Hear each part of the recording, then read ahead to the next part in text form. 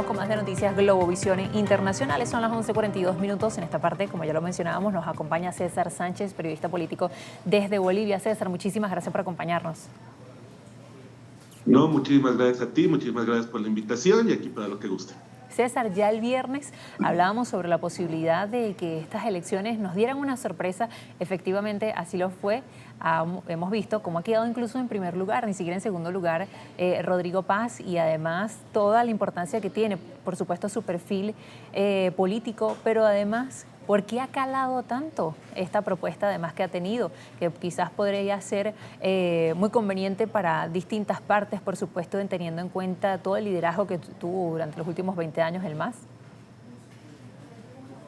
Sí, bueno, el viernes hablábamos de que en estas elecciones iba a haber una gran sorpresa referida a o en comparación a lo que eran las encuestas, pero creo que nadie sospechaba que la sorpresa le iba a dar Rodrigo Paz, un candidato que en las primeras encuestas no figuraba ni siquiera en los primeros 5 puestos, fue ascendiendo de a poquito, pero con porcentajes que no llegaban ni a la mitad de lo que tenían los dos candidatos preferidos, si vale el término, en las encuestas, que eran Samuel Doria Medina y Jorge Tuto Quiroga. Ambos rondaban el 20%, Paz no pasaba de un 10% en las encuestas previas, y nos dio la gran sorpresa ayer de ser no solo que uno de los dos candidatos que va a la segunda vuelta, sino que va como el ganador de estas elecciones con más del 30%. Creo que no estaba en el perfil de nadie que Rodrigo Paz logre semejante porcentaje, pero creo que hay muchos factores que explican ese ascenso tan abrupto que tuvo comparado en las encuestas a lo que fue las elecciones generales. Creo que una de las principales causas fue su campaña política. Él no invirtió mucho dinero, no invirtió casi nada de dinero en lo que es publicidad, ni en redes sociales, ni en los medios tradicionales como es televisión, prensa escrita o radio. Él se dedicó a una campaña más de tú a tú con la gente, fue a visitar las provincias, fue a hablar con la gente en las provincias más alejadas, y creo que eso le terminó sumando muchos votos. De ese voto oculto que yo hablaba el viernes, que yo creí que se iba a ir a un candidato de izquierda, se terminó yendo a un Rodrigo Paz, porque él tuvo la capacidad de acercarse a la gente, y también el perfil de su vicepresidente, un ex capitán de la policía que fue dado de baja tras denunciar hechos de corrupción. Creo que esos dos factores explican un poquito lo que logró Rodrigo Paz en esta campaña, y también en los debates presidenciales. Él ha asistido a muchos de los debates presidenciales, tanto televisivos como los organizados por el Tribunal Supremo Electoral, y principalmente fue en este último espacio, en los dos debates del Tribunal Supremo Electoral, donde sacó a relucir un poco de esa casta política que él tiene. Fue uno de los más destacados,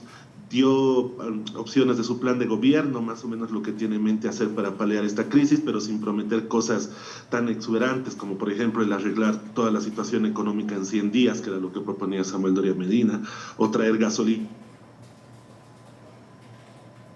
Tuvo con propuestas mucho más al alcance de la realidad, y creo que eso también terminó llamando a la gente que, ante el desencanto de la izquierda tradicional que ha dominado los últimos 20 años aquí en Bolivia, y ante el desencanto de la derecha tradicional con imágenes como la de Samuel Doria Medina, ha decantado su voto por una figura nueva, un candidato joven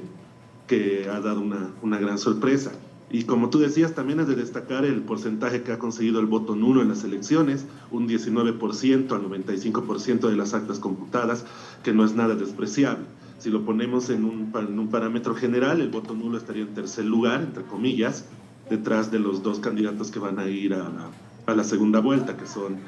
Rodrigo Paz y Jorge Tuto Quiroga. No sé si todo el 19% lo podemos poner a favor de la campaña que realizó el expresidente Evo Morales y sus seguidores para el voto nulo. Creo que realmente hubo mucha cantidad de gente que no vio en ninguno de los candidatos de la papeleta una opción viable para solucionar la crisis económica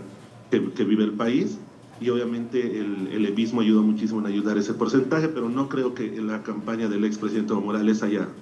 conseguido ese 19%. Yo atribuiría un poquito menos, pero sí es un dato también a tomar en cuenta. Ahora, cualquiera de estos dos candidatos que por supuesto logren llegar a la presidencia en Bolivia van a heredar pues una crisis económica que hemos revisado durante las últimas jornadas, por supuesto, pero que además llama mucho la atención cómo va a recibir los bolivianos las distintas medidas que se tomen, hasta qué punto va a llegar la tolerancia y luna de miel, entendiendo que, por ejemplo, algunos analistas coincidían durante esta última semana que no va a dar tanto tiempo para solucionar las cosas, que incluso podría tomarse todo un mandato.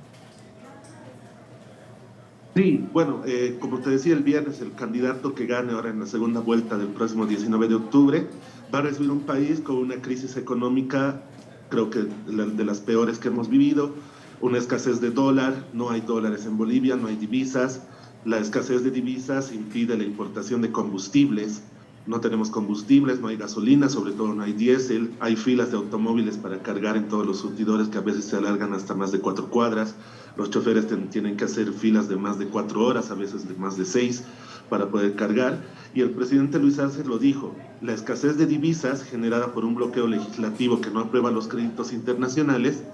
imposibilita garantizar la importación de combustible. Y el gobierno que entre se va a tener que enfrentar esta realidad. Entonces, el plan de gobierno que tenga el candidato que gane, yo creo que va a tener que tomar un poco de medidas de shock, medidas de corto plazo para solucionar esto, porque la paciencia de la gente ya se ha agotado, no es que se está agotando, la paciencia ya se agotó. Las críticas al gobierno han crecido muchísimo desde que hubo esta escasez de divisas y sobre todo la escasez de combustible. Esto ha generado también que el respaldo que tiene el presidente Luis Arce pues baje en todo sentido, y las medidas que tome el gobierno van a tener que ir a contramano con lo que son las organizaciones sociales. El gobierno que entre se va a enfrentar a un clima social también muy tenso de las organizaciones sociales que estos últimos 20 años han respaldado el movimiento al socialismo, y una prueba clara de ello es lo que dijo la Central Obrera Boliviana hace un par de semanas, que no iba a permitir el regreso de la derecha fascista, como ellos lo denominan, al gobierno, y que ya estaba empezando a llamar a movilizaciones, a reuniones para definir medidas de presión para impedir ese regreso de la derecha a lo que es el gobierno boliviano. El gobierno que entra se va a tener que enfrentar a eso también, es decir, va a tener que tomar medidas de shock para paliar esta crisis económica, esta escasez de combustibles, esta inflación de productos de la canasta familiar que va creciendo cada vez más, y al mismo tiempo enfrentarse a las organizaciones sociales, sobre todo a las aliadas a la izquierda, aliadas al movimiento al socialismo, al propio expresidente Evo Morales, para no generar un clima de convulsión social en contra de esas medidas. Entonces, realmente el gobierno que ingrese tiene un reto muy grande, tanto económico como social, que seguramente tanto Rodrigo Paz como Jorge Tuto Quiroga están muy conscientes de ello. Muchísimas gracias, César, por acompañarnos hoy. Bueno, por supuesto, todos quedamos aún a la expectativa de lo que será esta segunda vuelta en Bolivia el 19 de octubre. Sí, definitivamente aquí en Bolivia también estamos muy expectantes porque es la primera vez que vamos a tener una segunda vuelta electoral presidencial aquí en Bolivia. Si bien la cambio de constitución desde el 2009 posibilita la segunda vuelta, nunca habíamos tenido una segunda vuelta electoral porque el MAS y Evo Morales siempre habían ganado en primera vuelta. Es la primera vez que vamos a vivir esto aquí en Bolivia, y seguramente estos 2 meses van a ser de una campaña muy dura y también de una presión social muy fuerte hacia los candidatos y hacia el propio Tribunal Supremo Electoral.